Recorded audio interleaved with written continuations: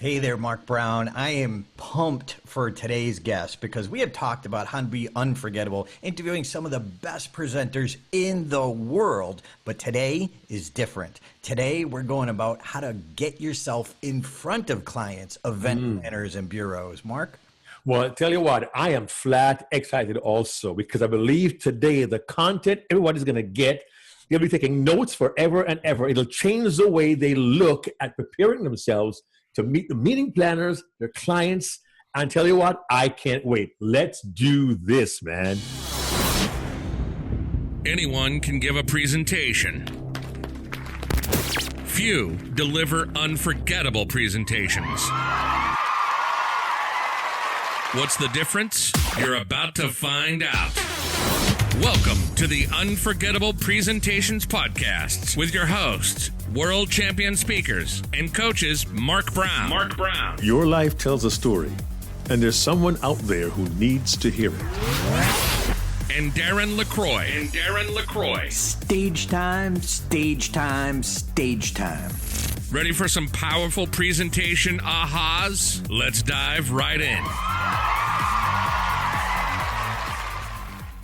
All right, Mark Brown, Jennifer Lier, thanks for being here. Oh, it's my pleasure. And it's a rhyme. I love that. That's awesome. Yeah, He started off with a rhyme. Jennifer, it is so great to see you. It's been a while, and I really can't wait to have this conversation, because I believe the value you're going to bring today is going to blow people away. Would you agree, Darren? Amen, brother. And Jennifer, you have this incredible background. You were a singer for years on the Strip, headliner on the Vegas Strip. We've had you at our events. We've seen you kill it as a presenter, as a singer. Oh my gosh. It's like when you take the stage, the room energy changes. Wow. You mentioned you're stunning. You book speakers. Like the list go, your husband's a keynote speaker. You owned a speakers bureau. You're an executive now on a speakers bureau. Man, I think that our time's up. Thank you for joining us.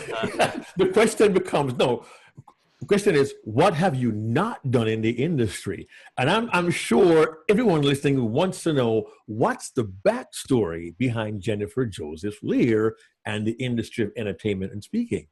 You know, what's funny is that, the one thing that I have not done in the industry, probably I think the only thing left is that I have not actually been on Broadway in a Broadway show. And there's still time. So that's the great thing, because there's no age limit on Broadway. So I figured, okay, if that's the one thing I haven't done, I still have plenty of time to do that. I can do that until I'm 95, or as long as I can still walk or roll myself in, a wheelchair onto stage, I can still act or perform and sing on Broadway. So I've had a blessed career. I really have. I grew up in Las Vegas.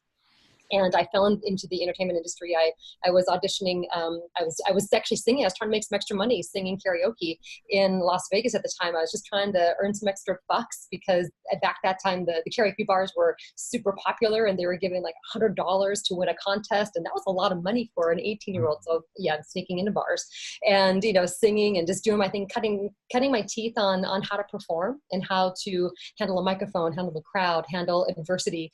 And somebody said, "Hey, there's this band, this show band in Las Vegas from the Strip that needs a singer. You might want to go on audition." And I was like, what? Like me? Here's an 18-year-old, 19-year-old girl. And sure enough, I went and auditioned.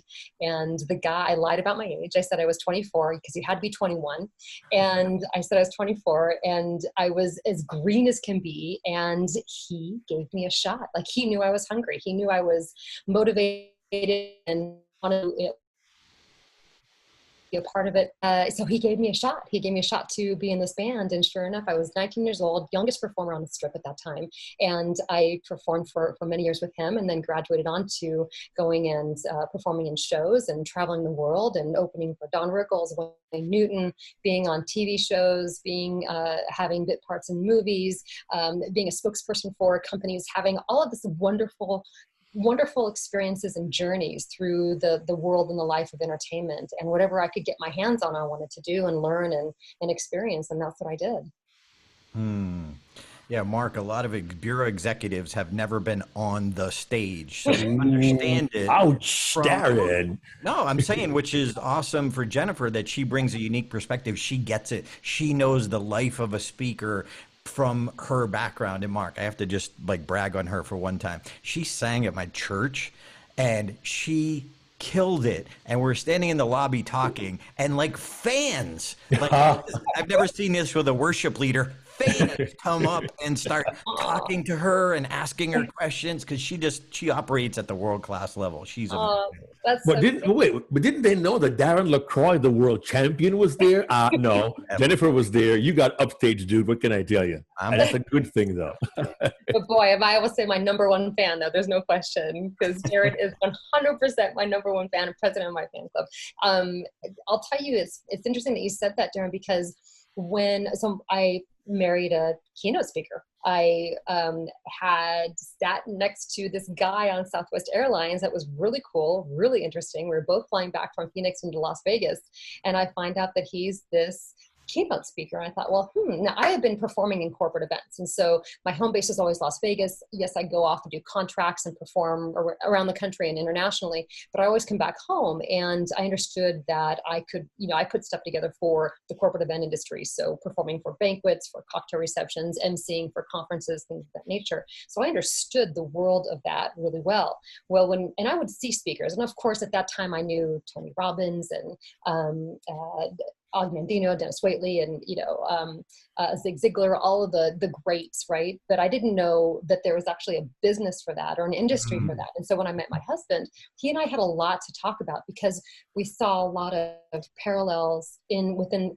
how to be successful in the industry. So the same things that he had to do to be a successful speaker, I had to do to be a successful performer in entertainment, right? We both had to have the same tools, the same marketing materials, the same connections, the same relationships with people to book us, the same things. I had to understand that, the moment I walked into a building, I was on stage. The moment a speaker walks into a building, they're on stage. You're talking to the crew, you're talking to the client, you're talking to the people. You are on stage the moment you arrive and get out of your car and get into, that place that they know who you are. And we have the same thing as entertainment, as a spokesperson, anything that we're doing with the client in service. We are creating that brand and creating that association to who we are, because we want to give our best, deliver what we're delivering, and then also want to be asked back.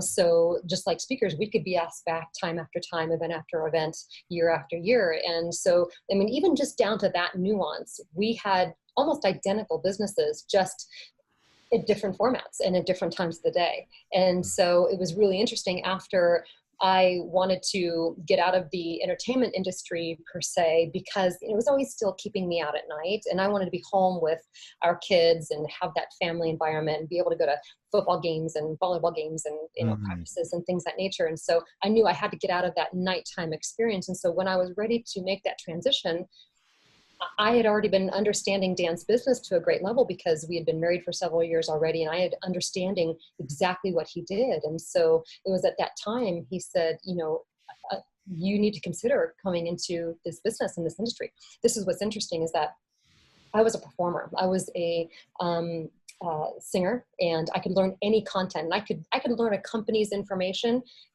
in a morning and deliver that in the afternoon. Like I could talk and they would think that I was one of their company, one of their salespeople, one of their representatives. They would never know that I was a hired hand, because I was so good at getting the information, assimilating it, relating to it, and then being able to give it back out. And, so that's something that came easily to me. But the sales aspect was different. That was something that was new. I didn't understand. Dan wanted me to work with him. Ironically, during that time, getting out of the industry, I had a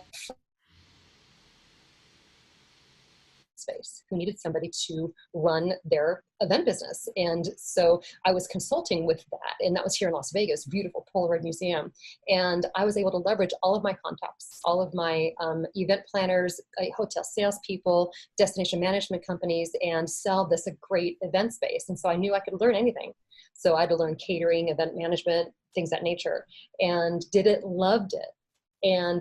But then they went under at a corporate level. And so here I was 2 years into it, loving what I was doing, had no job and no space. And that's when my husband said, you need to open a speakers bureau. There's not one dedicated to Las Vegas. You'd make a killing here. The industry, the local speakers. You can start with my events that they don't they've used me multiple times. They need a different speaker. We can help siphon that out to other people. And that's how it started. And that's how I got into the bureau world. And I had to start cutting my teeth and learn how to be in sales, which was scary to me, but I just did it, one step at a time. Something you said just now, Jennifer, I'm going to give it back to you. It went in my brain, rolled around, and came out with this level of simplicity.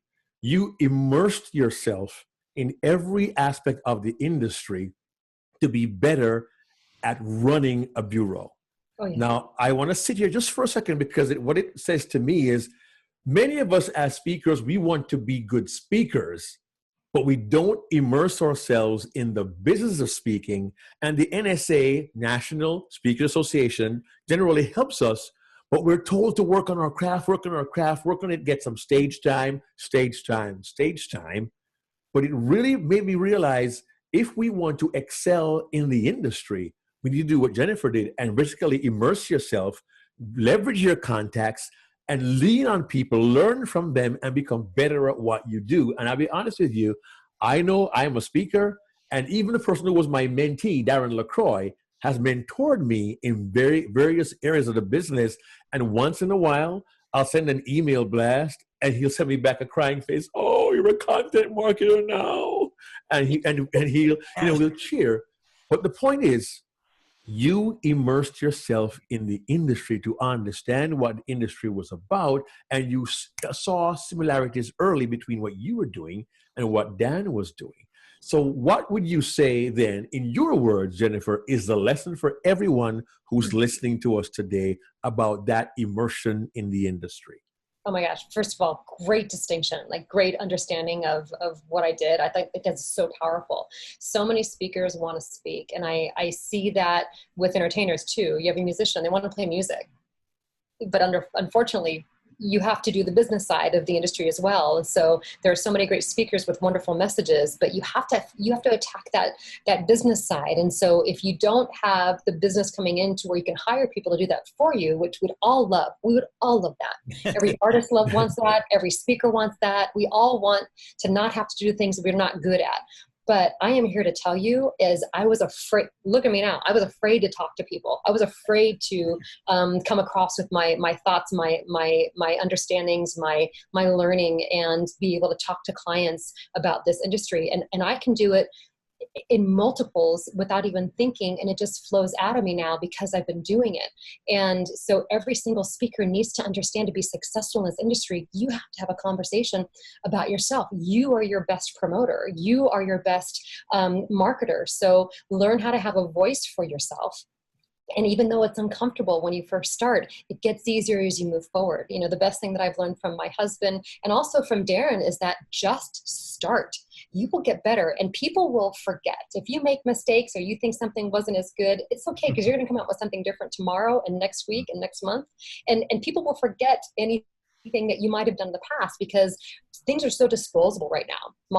Social media, marketing, all those things are so disposable at the moment. So because things are coming at them constantly. So just start getting better at that, because nobody's going to know you're out there unless you tell them that you're out there. Number one. Number two, right now it's about contacting people, letting them know that you're speaking, so for the people who are just starting out, call everyone that you know. Make sure that you are posting about that on social media, because it's not about getting jobs. And I learned this a while ago and this is what's so great, because I have so many speakers in different topics or in different industries that I learned a little bit from everyone. And there's this one guy in digital marketing that said, Jennifer, and I was not posting anything on social media, nothing. I was just working with my texts.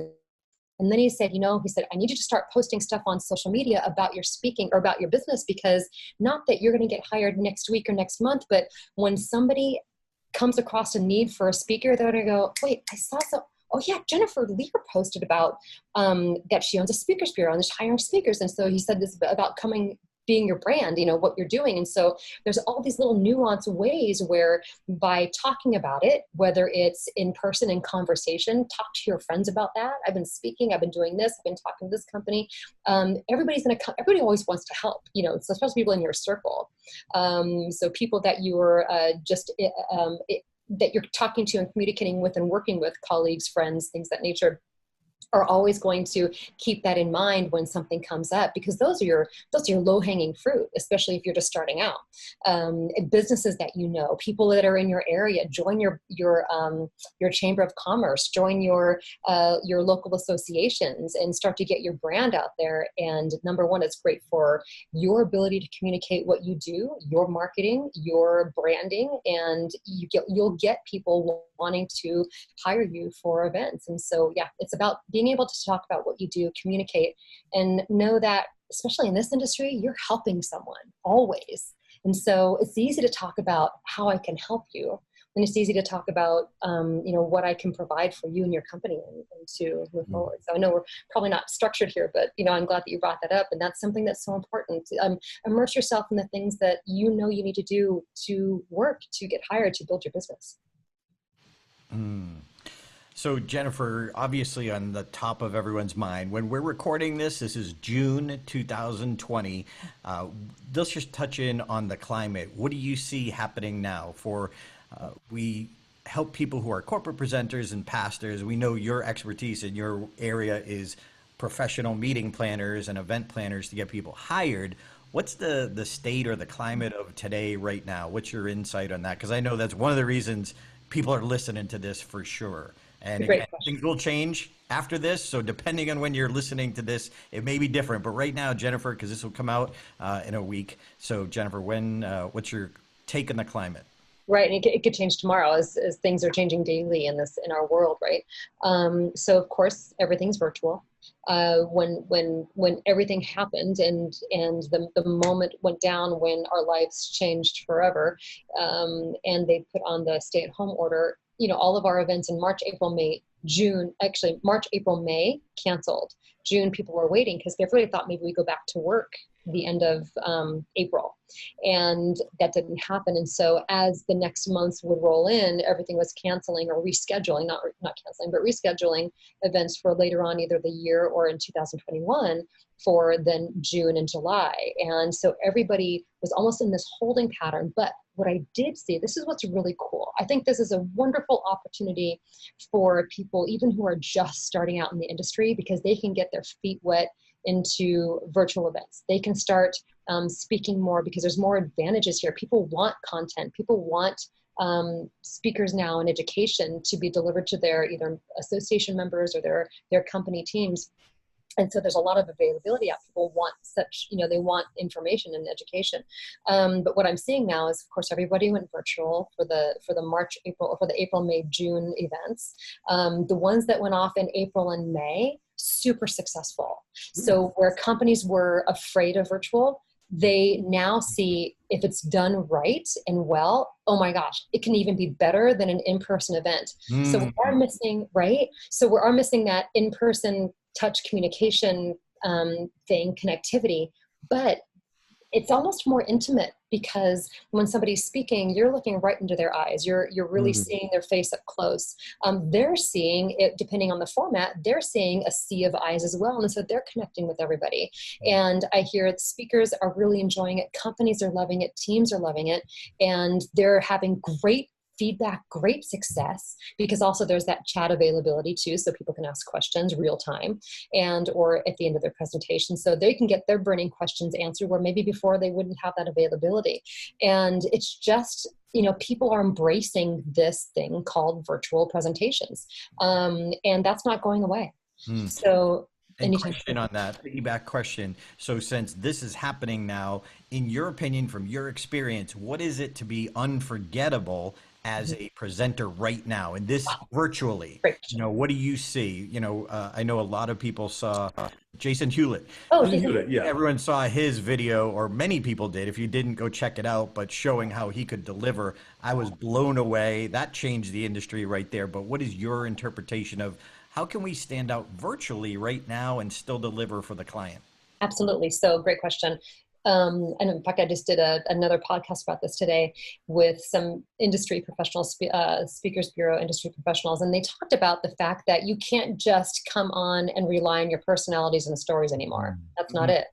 You have to be well-versed in virtual. You have to understand what is the, what's the nature of it? You can only talk for, I think it was about 5 or 6 minutes before you did something, maybe took a poll, showed a video, or gave some examples. That you have to be well versed in what this virtual is. There's a lot of education. I know, Darren, that you have a workshop on how to give great virtual presentations, be interactive, because people need to stay engaged. And if you go too long without any type of engagement, people will veer off. They'll start checking their emails, their phone, they'll see what's up with their kids, whatever, and they won't stay present. And you want to keep them as engaged as possible. So it's not just, learn how to, have a great background with your, you must have a great background. There was a speaker, we did a summit, Executive Speakers Bureau did a speaker summit, and somebody had a fan in the background. And so all people could really focus on was the fan going around, the ceiling fan going around on the ceiling, rather than what she was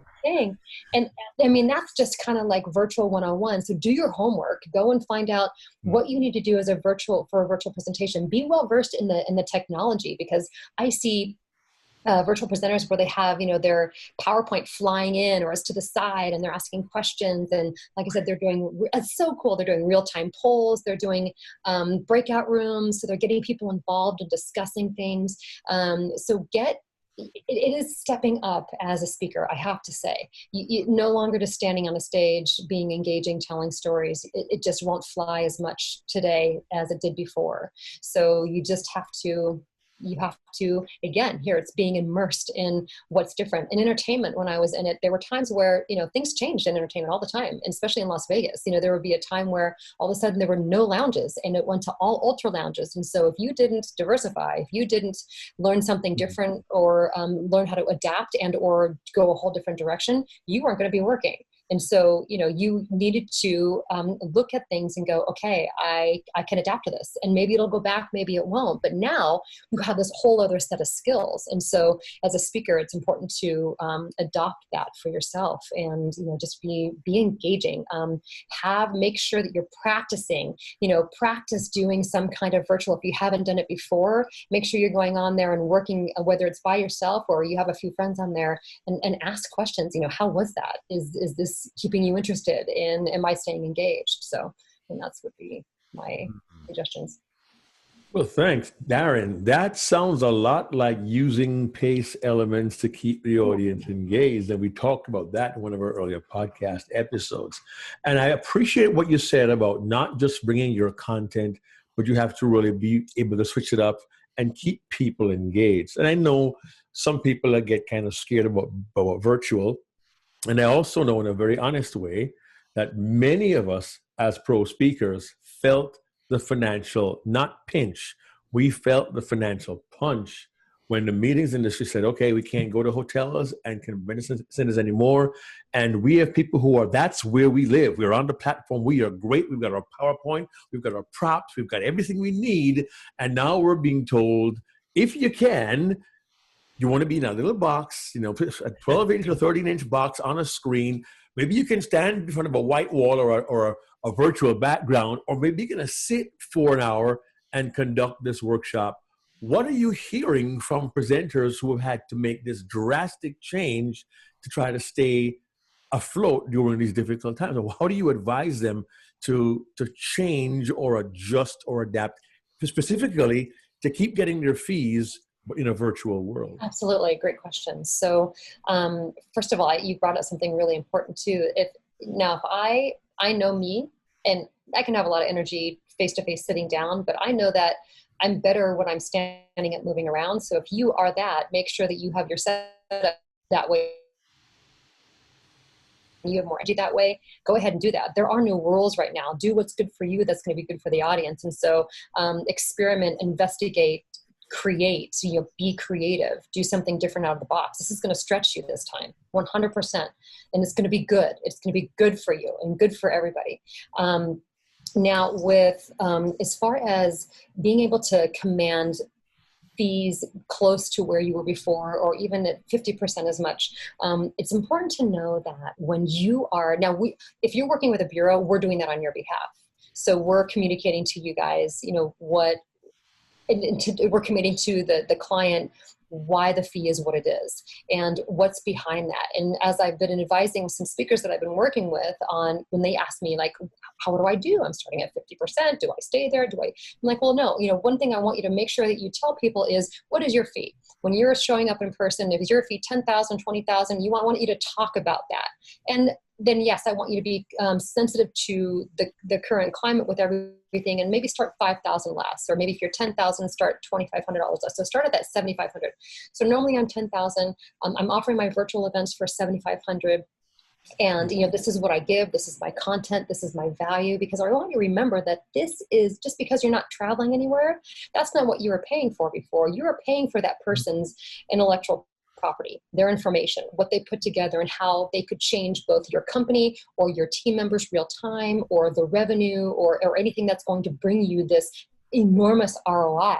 And now more than ever, people need this information. So you're paying for what that is. And then also, speakers are now becoming their light people, their AV tech person, they're doing everything. So they have to have that, remember you. So I want you as a speaker to remember this, that when you're talking to your clients and they're going to say, well, you're just only doing it virtually, you're just going on a computer. I want you to remember that, yes, you know what, we also have to do a pre-check the day before and a rehearsal and a run through. I'm also customizing a little bit more because of the current situation and what you do. Also, I have to, it takes me about an hour or so to set up, because I have to make sure the lighting's right. I have to go through a run through that day, because technology is what it is and it can be different from the day before. So I'm having to make sure all of this is prepared and ready for you. Plus, I will tell you, it's more difficult to speak to a computer than it is to a live audience. You're not getting that energy, the reciprocity, that give and take with helping you to understand where people are. Because sometimes a lot of speakers are giving presentations to a blank screen. They don't have the people, the feedback. Right. I was just talking to Connie Podesta, who's highly interactive with her audience. Yes. High-level speaker, highly interactive. And this is important to know too, she said, I won't do a presentation unless I know I can have a Zoom format where I can see faces on the screen. End of story. Because I have to make sure that there are people who also agree to be engaged and interact with me. Because I know when I'm successful, I know what I do really well. That's what I do really well. And that's how I'm going to convey my message and have people learn real time and walk away with solid tools, is by doing this. And so, know what you do well, and practice and rehearse that. And so, but knowing your value, knowing the value of your content, really feeling that. Speakers, I know it's hard to sell yourself, but I want you to be firm in what you do, and remember how much time it takes to prepare for a keynote, to now have to set up everything for yourself, and really hold that value. And then it's up to you. If the client says, if you're a $10,000 speaker and you say your fee is $7,500, and the client says, okay, all I have is $5,000.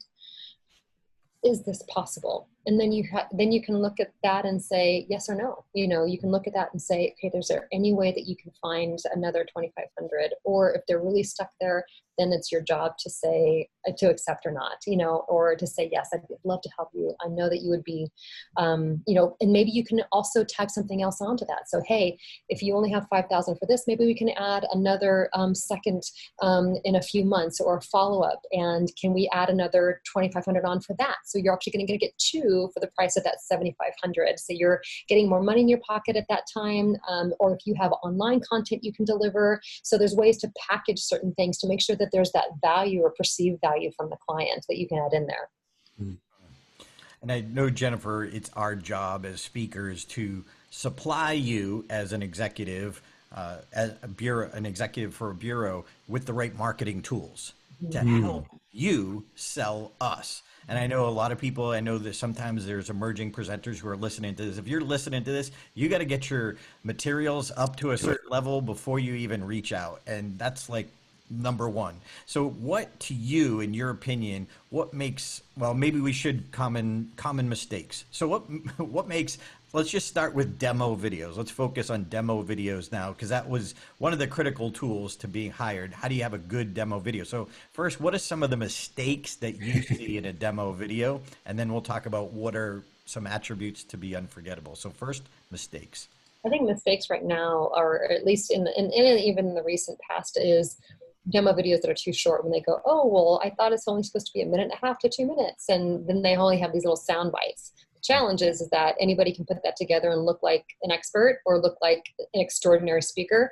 But then you need to know that the client needs to know that you can fill that hour with really good, solid content. And so people do need a little bit more. They need a little bit more sustenance there to be able to go, okay, I'm going to spend this money on that person. So make sure that your video has, some really good chunks of that. I mean, a good video should be 3 to 5 minutes so that people can see exactly who you are. I like a video, so because I come from the entertainment side, I like a nice sizzle reel at the beginning of a video for a minute. So it's that fast moving. If you have any video from you being on news programs or any type of interview or, things that you've done in your past, and it can be like the short 60-second snippet of the best of who you are. And then it goes into the content, but, finding out what, and also being very targeted on your content. So what are you talking about?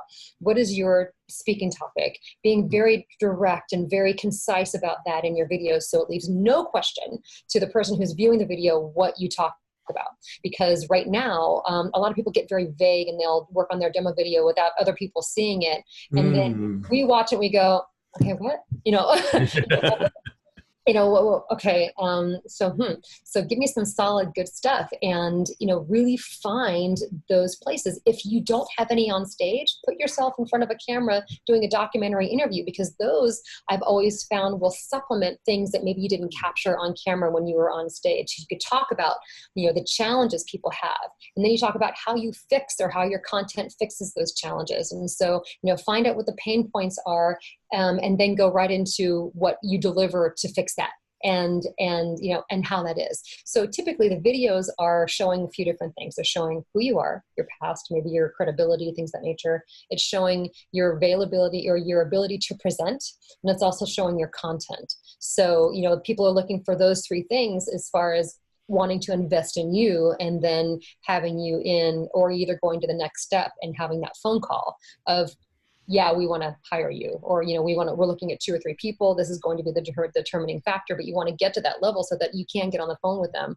if they don't just go right into hiring you. But those 3 things: who you are, how you present, and the content that you have. And make sure it's really good, valuable chunks of information, that's in there. It doesn't have to be the slickest video, because I've seen speakers who still get by with something that's not highly produced, but have something that's respectable, have something that you're proud of, and invest in that. So, the speaking industry is a business, and I say this all the time. So if you were to go start a business down the street selling a cog of whatever it is, you're going to invest into a building. You're going to make everything look nice. It's going to be nice packaging. It's going to have all that thing. That's what you are. You have to invest that money. Even if it seems like a lot, invest a few thousand into your speaking video, it's going to have a high return.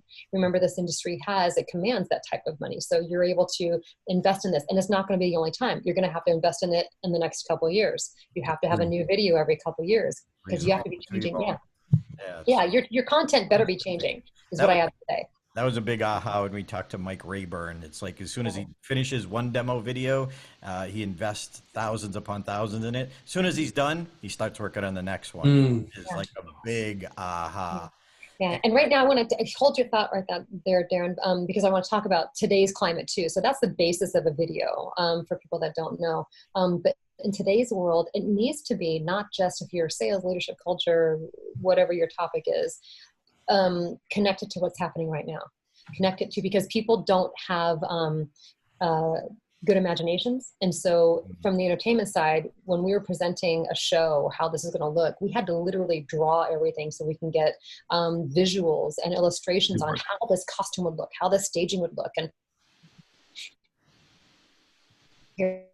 because people didn't have that imagination. We were dealing with executives that were running companies. They weren't creatives. And so we had to literally put things in front of them to say, this is how it's going to look. So think about that. When you're creating any of your marketing materials, your video, your website, your speaking topics, make sure that it's so literal. Make sure that it paints this great picture so that people know exactly what you can provide, or else they won't be able to picture that. So because of that, and because of what is happening today, how does your topic relate to today? Do you help Got a bridge. people? Got to make the Yeah, find that bridge. And so are you helping leaders lead in a crisis? Are you helping? So if you're in leadership, how are you teaching them how to lead in a crisis? Lead when your teams are somewhere along the 5 stages of grief. Working with the psychology or the mentality of today. If you're working with salespeople, how can you talk about working in sales in this time when nobody should be really selling it, but we want to sell? Yeah. How do we do that? If you're working with culture, how can you connect with your teams at this time? Find that bridge, like you said, Darren, into today's world and make it specific and literal so that we don't have to guess, because we don't know, because I don't know if you can actually provide that unless you tell me you do. So make sure that your topic descriptions and you have some part of a video, even if it's just you a camera facing you, and you're talking about what you can do and how you can help and provide. I just had my husband, Dan, do a video for people and talk about how his content is specific for what's happening today. And I said, I just want you to talk to the camera and say, look, people are experiencing this. Yes. I am a human behavior expert. My name is Dan Lier, and this is what I can help you do. And this is what I can help your teams do. So not only does he have his normal demo video, but now he has this interview. Just sending that out there so people have it. So making sure you're creating that bridge with your content, your video, your website, your topic description. No, go ahead, Darren. The bridge is important. Obviously, it's critical, and it's critical, a way for you to kind of stand out in, especially maybe for emerging speakers who haven't established themselves yet. But if you can pivot now, as our buddy Ed Tate says, pivot, don't panic. If they can pivot now, they could actually jump into a place where they might not have a lot of street cred. And so for whether it's virtual, demos for virtualing yourself, or demo for live, what do you think makes it unforgettable? Like you see so many of these fees, all different fee levels. What do you think is critical to standing out for that event planner? So right now it's content driven, right? Okay. It's not the flash. It's not how great you are on stage. So it's not, before I would say, show yourself on a big stage if you can. If you can't, get on whatever you can, and show yourself so that you're high quality and that shows you can deliver and handle a stage of any size. Right now it's about the solid content. Right now it's about what Jason Hewlett did. If nobody knows, if nobody saw his video, go on and check out his demo video. It's on his website, it's on YouTube. And he talks about, okay, this is what I've done to create this value and this presentation for you. So he literally showed behind the scenes. He showed his setup. He showed everything.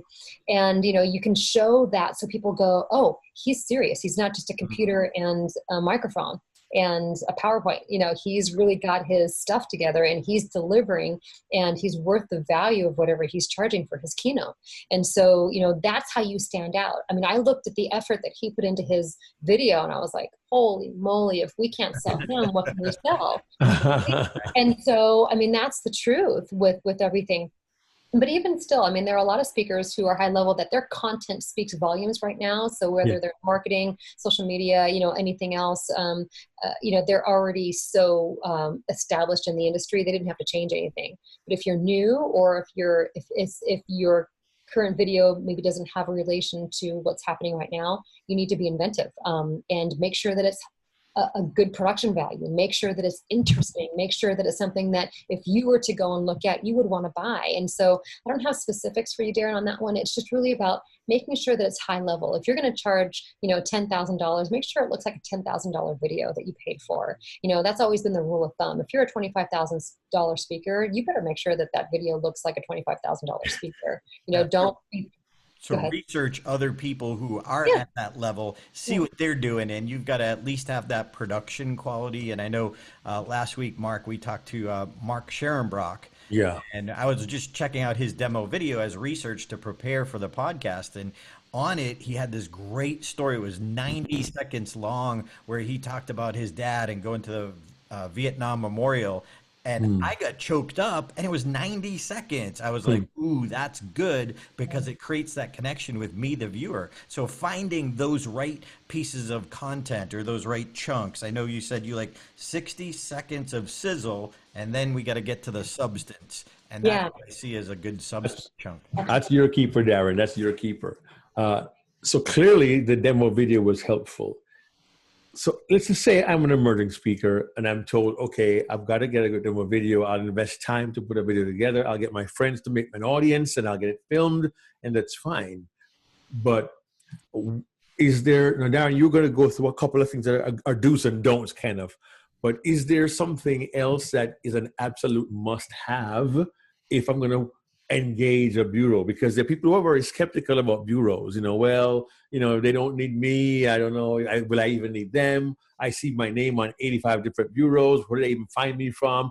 And they may have an idea or an attitude that needs to be adjusted based upon the information you can give to us and the experience you have gained. So what are some key things for us to look for if we want to engage with a bureau? Question. So one really great way to, if bureaus don't know who you are, because there is that old adage, right? You don't need a bureau until a bureau needs you.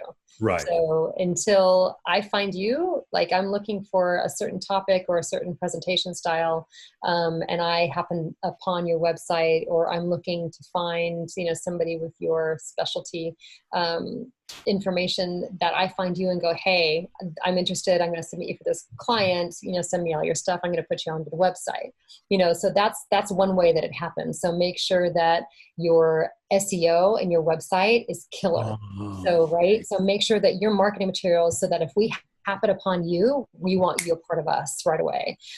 That's number one. Number two, if you have an event, call a bureau and say, hey, I'm a speaker. This is my topic. I have this client and I'm doing this event. I want to give this to you. And so at the onset, you're thinking, oh my God, wait, I'm going to give up part of my money that I'm going to make for this commission for this bureau for them to handle it. But what happens is then we know who you are. We know that you're serious, and we know then we'll find out what the client thinks of you and the feedback. And if they come back raving, they're like, oh my gosh, we love John Smith. He was tremendous. We're like, okay, we're going to keep John Smith top of mind.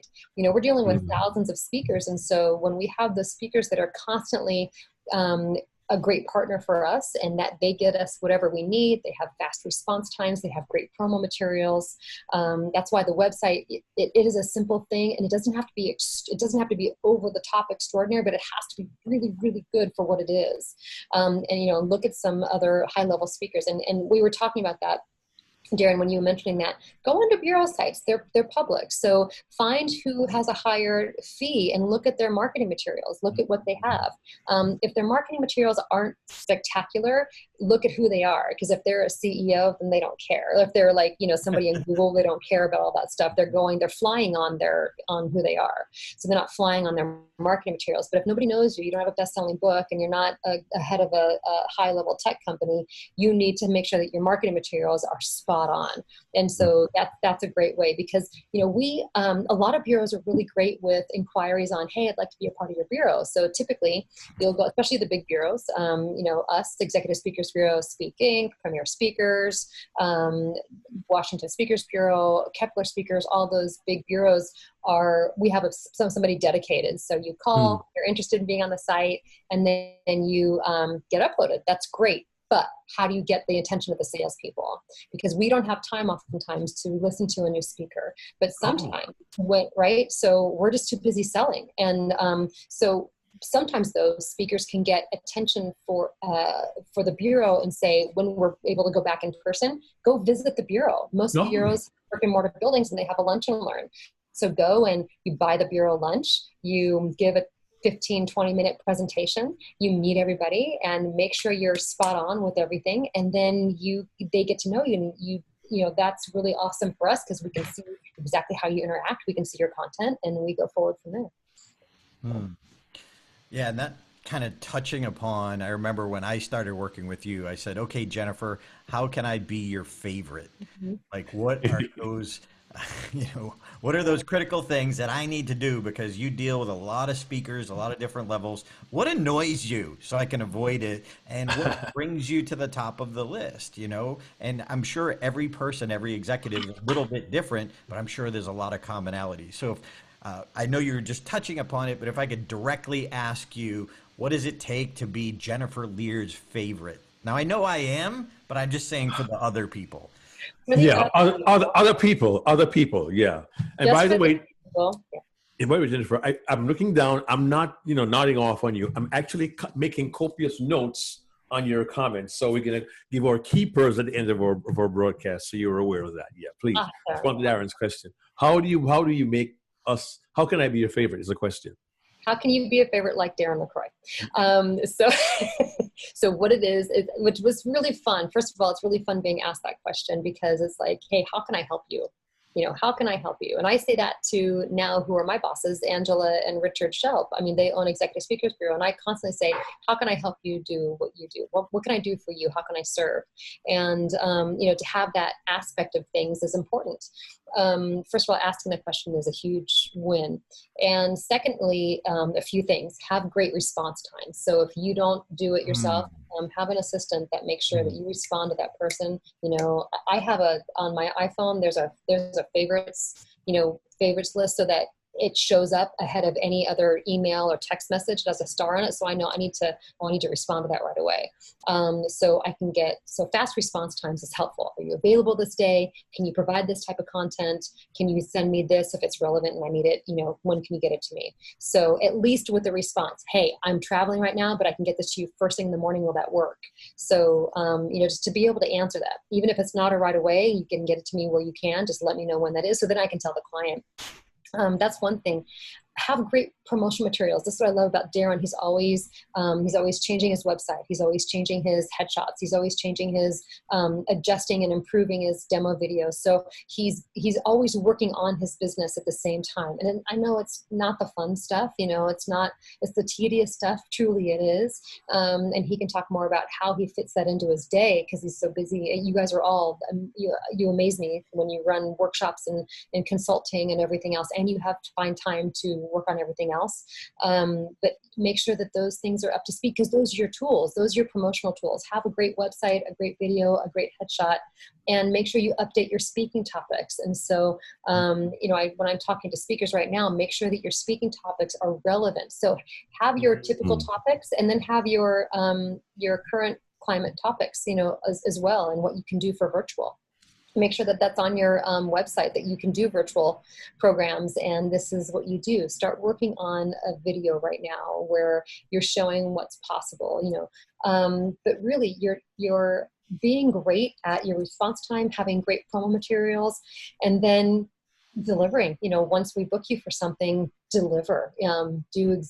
Speak on exactly what the client was wanting you to speak on. Make sure you have a great attitude. Make sure that you're always available. Make sure that you make us look good, because it's your reputation's on the line, exactly, even more than ours. Yep. Yeah, very much so.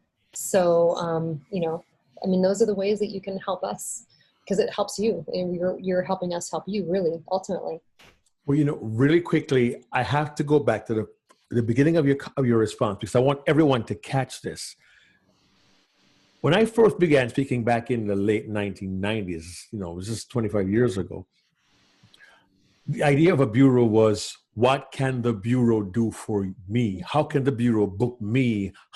When do I send them this? And it was a folder back then in an envelope with literal printouts, you know, back 25 years ago. And the mindset was, how can they book me? How can they put me on a stage? And I found my face on several bureau websites. I don't know how they got there, but the point was, the mindset was, what can you do for me? You just said, ask, how can you help me? You, the speaker, help me, you, the bureau exec.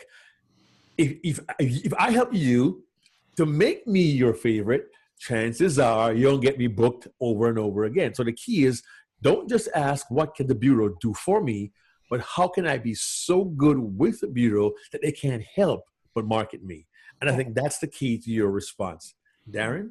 Yeah, I know one of the ways when I connected with you here in Vegas, I was like, okay, how can I be your favorite? And I thought, well, when we got leads, because my main business is training other presenters as opposed to keynote speaking, but I wanted to start working on that. I said, okay, any leads that come in, I wanted to hand the leads to you. Now, technically, I'm giving up 20% or whatever it is for that specific gig. I'm giving that up. I don't care. I don't want to train my team to have to learn this whole business that you do every day. How could I possibly get them up to speed? So I'm looking at it like one of the great ways in for you is to literally hand you business.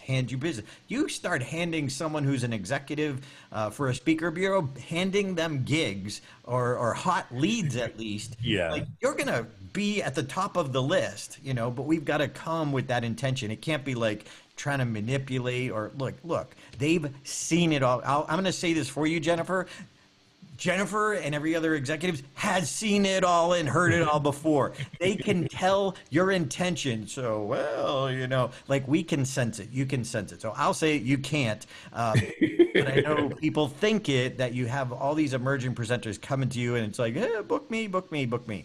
That's not how it works. And that ain't going to get you in. So, but literally, legitimately bringing business that you pretty much have in the bag, that they want you. And I say, hey, Jennifer, would you handle that contract? Is that a good strategy? Absolutely. I mean, that takes, because I need to make money too, right? So I want to work on something, not, hey, I have this long shot, if you want to call them and see if you can book me, you know, I'm not trying to take my time and do that, but I will work on something that's a strong potential, you know, so that I can make us all money. And what works and what's helpful is that, you know, it's easier for somebody else to talk for you, because a few times Darren's like, oh, wow, I wouldn't have quoted that much on that event, but it's easy for me to quote higher because it's easier for me to understand the value of Darren, and I can do it without being emotionally tied to that, where a speaker might go, oh, well, you know, I can do it for, you know, whatever, throw out a number, and where they could have gotten a lot more with the client, and because that's my job as representation. And so that's helpful. And overall, remember that a bureau, there's only a few speakers out there that do their majority of bureau events. Like, they'll do 75, 80% bureau events. That's not really the case anymore. A bureau business is usually a supplementation. So, you know, maybe it's a quarter to a third of somebody's business are bureau events. Because remember, we have clients from all over every industry looking for every different topic. So we aren't just doing sales or leadership or what have you, because every industry needs multiple different things too. So our job is to service the client first. Now, because I have an agreement with Darren, you know, he will send me somebody and I'm going to focus on that. I've, you know, created this relationship with him, and where I'm going to focus on exactly what he needs, exactly what this client's looking for him, and do my best to close that for him. As far as everyone else and everything else, I'm client centric. So, you know, I've had speakers that don't understand the industry, and I'm shocked. Sometimes I get surprised when they don't understand the bureau world, where they'll do 3 or 4 gigs for me, and all of a sudden I don't call them for a year, and they're like, what did I do? What happened? You know, and it's just like in the entertainment industry. Well, they were looking for a Marilyn, but nobody's looking for a Marilyn. Now they're looking for an Elvis, and you can't provide that. You're not an Elvis. And so, right. So it truly goes in waves. I mean, there have been times where I wanted to book Rudy Rudiger so bad. Oh yeah. I watched his movie when I was a kid. I was a young adult, and I was so, when I knew that he lived in the city, like, I was so starstruck. I wanted to book Rudy when I got into this industry, and it took me 3 years to create. And then I booked him like 4 or 5 times in this 1 year. It was just so random, right? And it was great, but then also, that's how the industry works. It truly goes in waves. It goes in trends. For us anyway, you know, not for you as a speaker. I mean, stay true to your content, stay true to what you do. But even in that same thing, I'm going to tap on this too, because I don't want to lose this nugget, is that if you're not getting a spin-off business, meaning that they don't book you again, or somebody's in that audience wants to book you, then you need to fix one of 2 things: your presentation style or your content, because it's you that's not getting hired again. So there's something in there, because if you have strong, incredible content, they're going to want you again, or somebody in that audience will want you for their company. Or maybe it's your content's great, but your presentation isn't compelling. So, or your presentation abilities. And so work on those things. Make sure you're really looking closely at, okay, what am I doing? What am I not doing? I mean, as entertainers, I had to look at that. I had to look at what was, where am I, do I need to music? Do I need to adjust, whatever? Because I had to really be able to speak or sing to, perform to my audience, and making sure that that's always connecting and relevant. And so back on the video part too, I meant to get in there, this whenever you're producing a demo video, making sure that you're connecting with the person that's watching. We talk about connecting on stage, but making sure that your video connects. There's a speaker that came out with this high level new video for the current situations that was very relevant for today. And I didn't feel connected. It looked like a TV commercial. And I was like, I wouldn't send that out to a client for nothing. He gave me no value. It was highly produced. It looked great, but there was no connection. And, so really making sure that when you have that video, you have that. So everything that you're doing, making sure that you connect, that you're relevant, that you're working on all aspects of your presentation, your content, your presentation style, your image, how you look. Now that it's virtual, you're working on, what's on your background. Are you doing virtual background? Are you doing a real background with a nice lights and either green screen or backdrop or whatever? Am I better sitting? Am I better standing? That's what we do. You have that, you're on stage, you're that entertainment element as well. So you need to work with that. And the people who do that and pay attention to all those little elements, they will rise. They will get booked. They will be able to maintain a level of fee that they're commanding. But bring yourself to that level. Have high expectations for yourself. Don't just show up. Showing up is 95%, but you need to do that extra 5% that weighs so much.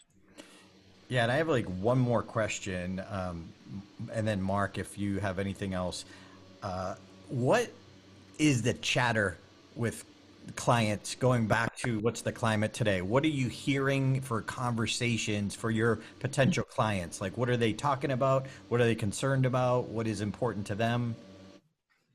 As far as what's relevant today, right? As far as the current climate in terms of, we touched on it earlier, but I'm just wondering, what are some of the things you're hearing by clients, their concerns, how they're looking? I know one of the things you told me was, all the contracts that you're writing now, there's a virtual clause that if they choose to or want to move it over to virtual, they can do that. That's part of the contract now. Anything else that is going on? Yeah, and that's a good thing to bring up too. So just know that whatever contract you write, the cancellation clauses are going to have to be a little softer now because people are skittish. People are concerned. Afraid. So make sure that, easy out. If anything happens, pandemic, health concerns, no problem, no foul, no restrictions, and you can postpone and move an event to whatever, or bring it into virtual. But make sure you're protecting yourself at the same time, making sure that you're keeping your deposit. So it's not a refund. It's a continuation or a postponement, because this is important to you and your you thriving, and to your, whatever that's called. I can't think of that name of that, but, having that your vitality, is there. So, but definitely making sure that your contracts are fluid to whatever is working for the client, making sure that works for both of you. But also what I'm seeing as far as topics that people want are overcoming adversity, how to connect, how to lead in the time of crisis, how to lead your teams through this grief time, how to sell and connect with your customers, how to market in today's world, what's too much, what's enough, what won't offend anybody, what makes sense. So, really everything is still relevant. So culture, leadership, sales, marketing, mindset, psychology, it's all still so relevant. It's just all with a different twist, on how to do that today. So what are the topics that I'm not thinking of that might be out there? Even with Darren, so with storytelling, right? So when I'm booking Darren with storytelling, that's probably more necessary now than ever before, because people need to be able to talk about stories. Maybe even in my industry, I have to talk about the fact that, hey, other clients were afraid of virtual. They didn't know what to do, but they took that risk and they moved forward and they were super successful. And I can make that a 10, 15-minute story to get that buy-in so that the client goes, I'm going to do it. You're right. So that's why storytelling is important for all levels. Maybe even for leaders. So they're talking with their teams on that as well. what you have as well. Tell me. No, I'm just drinking all this in. There's so but much. I know that you also you speak. So remind me. I'm blanking right now. Remind me your content when you I talk about performance excellence. How it would make your best even better. Yes. Yeah. Okay. So right now, so it's really about taking that performance excellence and applying it to right now. It's understanding that people are not only clients, not only teams, but clients are in a moment of grief. And so, how to gently walk through that performance excellence, what you can put together for today's world. And so everybody has a content, everybody has a topic that's relevant for today's world. You just have to find, what are the difficulties that people are having right now, and then mold your topic into that place. Does that make sense? That's like finding the newfound pain, Darren. Mark Sanborn. Mark Sanborn said, respond to the newfound pain. Exactly right. And there's something in every single aspect of a business that people would need to have you speak on right now. Every single aspect has that pain in some way, shape, or form. I just booked a speaker for a company that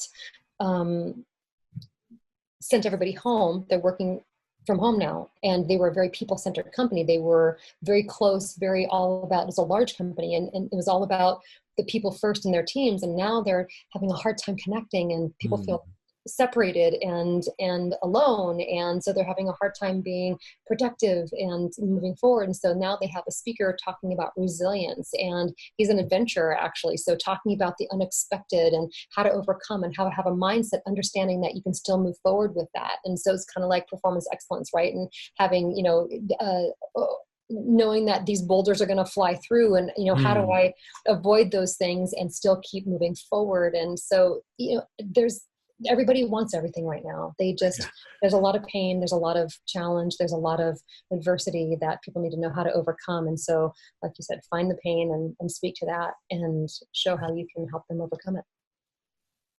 So Mark, any other burning questions, or are we ready to, we got to honor Jennifer's time? And yeah, I know. Really, this has been, was rapid fire. I got a couple of keepers here.